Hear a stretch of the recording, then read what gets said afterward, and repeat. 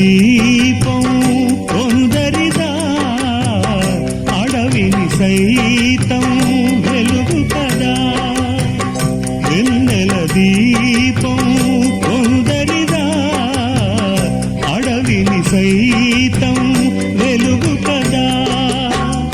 ఎల్లలు లేని చల్లని గాలి అందరి కోసం అందును కాదా.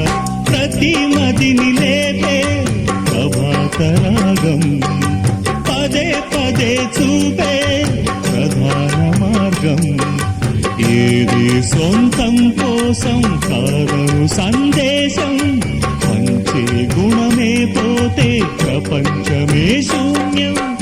ఇది తెలియని మనుగడ కథ, దిశ నెరుగని గమనం.